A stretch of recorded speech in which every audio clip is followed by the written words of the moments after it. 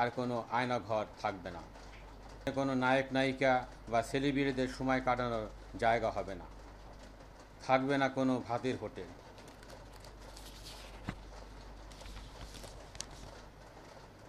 আমি স্পষ্টভাবে বলতে চাই, ঢাকা মহানগর গোয়েন্দা অফিসে আর কোনো আয়নাঘর থাকবে না। ডিবির কলঙ্কিত অধ্যায় শেষ করে সেটিকে পবিত্র করা হবে, যেখানে মানুষ ন্যায় বিচার পাবে। এখানে কোনো নায়ক নায়িকা বা সেলিব্রিটিদের সময় কাটানোর জায়গা হবে না, থাকবে না কোনো ভাতের হোটেল। আসামি যেই হোক না কেন সেই ন্যায় বিচার পাবে। গ্রেপ্তারকৃত আসামিদেরও নির্যাতন করা হবে না। ডিবি অফিসের নাম শুনলে আর কেউ যেন আতঙ্কিত না হয়। আমাদের শুধু অপরাধীরাই যেন ভয় পায়। আমি যতদিন ডিবি প্রধানের দায়িত্ব পালন করব, ন্যায় নীতি, পেশাদারিত্ব ও সততার মধ্য দিয়ে দায়িত্ব পালন করার চেষ্টা করব ইনশাল্লাহ। যারা ভুক্তভোগী এবং অসহায় তাদের কথা শুনব, তাদেরকে কিভাবে আইনগত সহযোগিতা করা যায় সেটি দেখব। ডিবিকে মানুষের আস্থা ও ভালোবাসার স্থান হিসেবে প্রতিষ্ঠিত করতে চাই।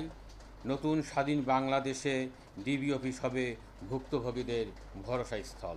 গরম গরম রুটি, সাথে সুজির হালুয়া, দুর্দান্ত জুটির আটা ময়দার সুজি।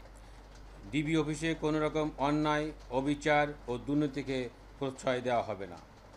ডিবিতে চৌকস, দক্ষ ও পেশাদার কর্মকর্তাদের পদায়ন করা হয়েছে।